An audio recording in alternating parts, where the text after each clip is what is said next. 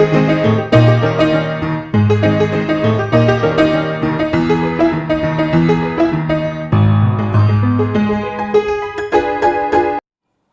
के इस वीडियो में हम पढ़ने वाले हैं फ्यूचर परफेक्ट टेंस के यूज़ और इस टेंस से रिलेटेड जो सेंटेंसेस आते हैं उन सेंटेंसेस के कंस्ट्रक्शन का रूल क्या होगा उसके बारे में।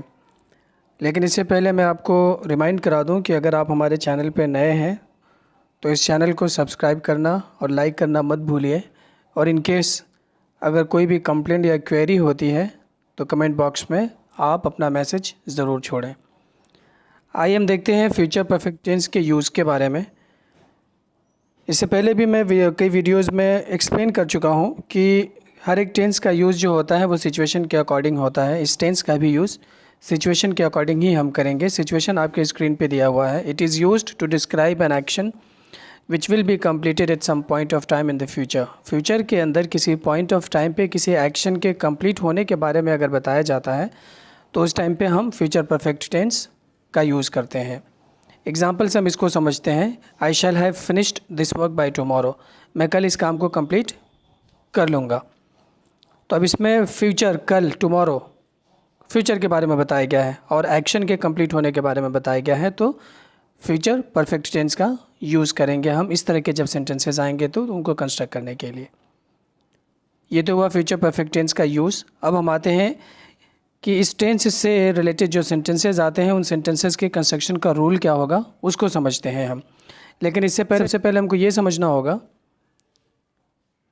कि अगर हम सब्जेक्ट सेंटेंस के अंदर रखते हैं और वो सब्जेक्ट अगर आई और वी यानी फर्स्ट पर्सन होते हैं तो हम हेल्पिंग वर्ब के रूप में शैल हैव का यूज़ करेंगे।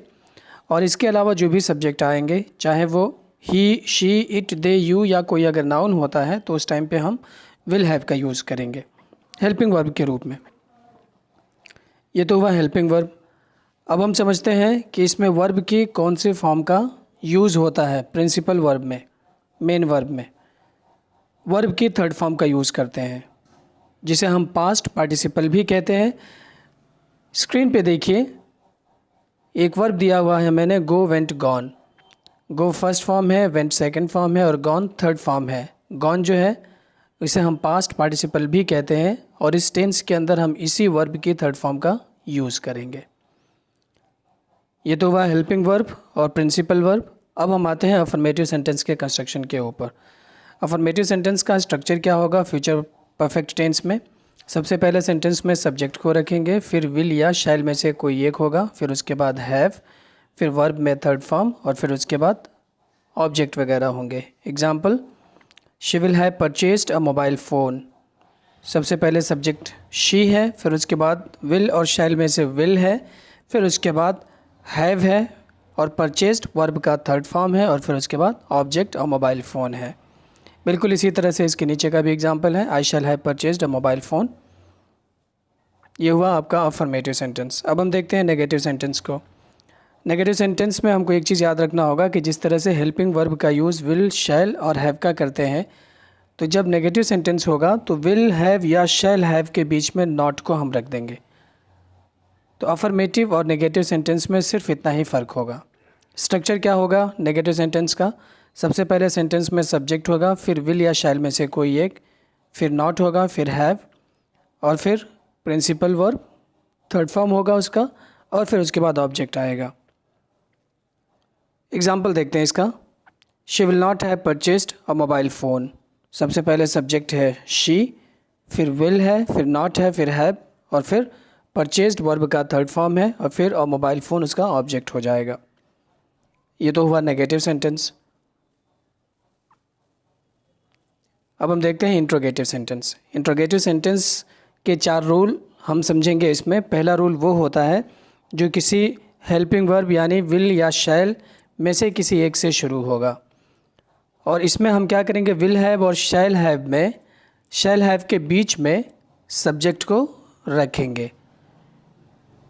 ठीक है, स्ट्रक्चर समझते हैं इसका। सबसे पहले विल या शैल में से कोई होगा, फिर उसके बाद सब्जेक्ट रखेंगे, फिर हैव होगा, फिर वर्ब में थर्ड फॉर्म का यूज़ करेंगे और फिर उसके बाद ऑब्जेक्ट और क्वेश्चन मार्क होगा। एग्जाम्पल देखिए इसका।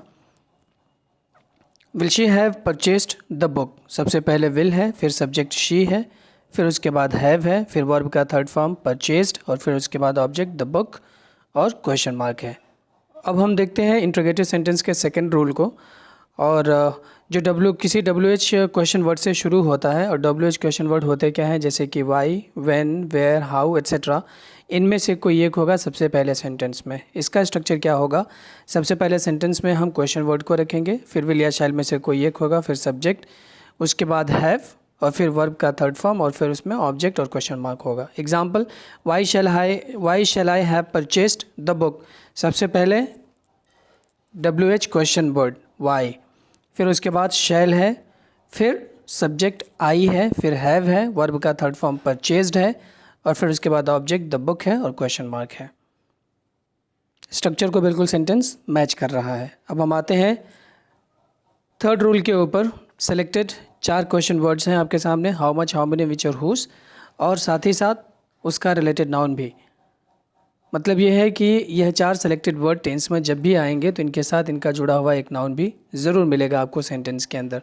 अब उसका स्ट्रक्चर क्या होगा, सबसे पहले हम क्वेश्चन वर्ड यानी इन चारों में से कोई एक रखेंगे, फिर उसके बाद इनसे जुड़ा हुआ इनका नाउन होगा, फिर विल या शैल में से कोई एक होगा, फिर सब्जेक्ट होगा, फिर उसके बाद हैव होगा, और सब्जेक्ट यहाँ पे दूसरा वाला जो सब्जेक्ट है ये मिसप्रिंट हुआ है, फिर उसके बाद हम वर्ब का थर्ड फॉर्म रखेंगे और ऑब्जेक्ट और क्वेश्चन मार्क होगा।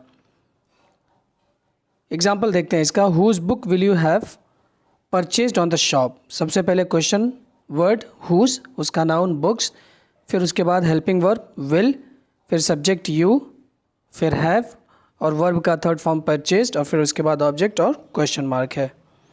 ये हुआ थर्ड रूल। फोर्थ रूल में हु एक वर्ड होता है जो सेंटेंस में सब्जेक्ट का भी काम करता है और क्वेश्चन वर्ड का भी काम करता है। तो सेंटेंस में हम दोनों की जगह पे हु का यूज़ करते हैं। स्ट्रक्चर क्या होगा, सबसे पहले हु रखेंगे, फिर विल या शैल में से कोई एक होगा, फिर उसके बाद हैव होगा, फिर वर्ब का थर्ड फॉर्म, और फिर ऑब्जेक्ट और क्वेश्चन मार्क होगा। एग्जाम्पल देखिए इसका, who will have placed an order. Who will have placed an order, सबसे पहले हु है जो क्वेश्चन वर्ड और सब्जेक्ट दोनों की जगह पे यूज़ हुआ है, फिर उसके बाद विल हैव है, फिर वर्ब का थर्ड फॉर्म प्लेस्ड है, और फिर उसके बाद उसका ऑब्जेक्ट एन ऑर्डर है। ये हुआ फोर्थ रूल इंट्रोगेटिव का। आज तो हमने देखा इस वीडियो में फ्यूचर परफेक्ट टेंस के बारे में, अगले वीडियो में हम फ्यूचर परफेक्ट कंटीन्यूअस टेंस